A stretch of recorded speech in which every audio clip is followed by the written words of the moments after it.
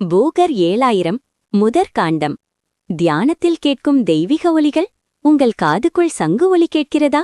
போகர் 7000 ரகசியம் 41. தியானித்த உள்ளடக்கி பூசை செய்வார், செய்கண்டி சங்கோசை காதில் கேட்கும். தியானிப்பார் சிலம்பொலியின் ஓசை கேட்கும். சிதம்பரமாம் நடனத்தின் செய்தும் காணும். தியானிப்பார் சச்சிதானந்த வெள்ளம், திகட்டாம துண்டிப்பார் தேவி மீவாள். தியானிப்பார் அனுதினமும் சிவன் தேவி, பத்ததில் திடமாக மனவிழந்த மாட்டுவாரே. வணக்கம்.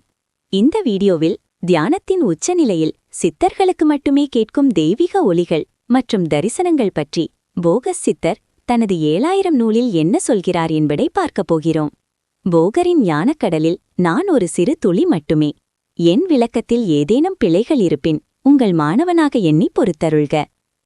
உங்கள் மனதை ஒரு குரங்கு போல அடக்க முடிந்தால் சிதம்பர ரகசியத்தையே காணலாம் என்கிறாரே போகர். அது எப்படி சாத்தியம்? இந்த பாடலில் போகர் குறிப்பிடும் சங்கோசை, சிலம்பொலி ஆகியவை புறக்காதுகளால் கேட்கும் ஒலிகள் அல்ல. இவை அநாகத நாதம் எனப்படும் உள்ளொலிகள். தியானத்தில் நரம்பு மண்டலம் முழுமையாக அமைதியடைந்து எண்ணங்கள் ஒடுங்கும்போது நமது சூட்சும உடலில் பிரபஞ்ச ஆற்றல் அதிர்வதால் இந்த தெய்வீக ஒலிகள் கேட்கத் தொடங்கும். மனவிலங்கு எனப்படும் கட்டுக்கடங்காத மனதை அடக்குபவர்களால் மட்டுமே இந்த அனுபவத்தை பெற முடியும்.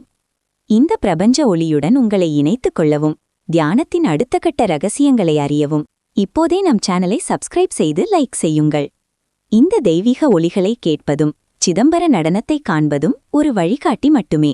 இதன் இறுதி நோக்கம் சச்சிதானந்தம் எனும் வற்றாத பேரின்ப வெள்ளத்தில் மூழ்கி ஜீவாத்மாவை பரமாத்மாவுடன் இணைப்பதே ஆகும்.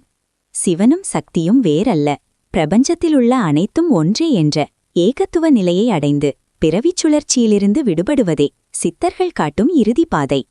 அநாகத நாதம். நன்றி. ஓம் சிவய நம. வாழ்க வளமுடன்.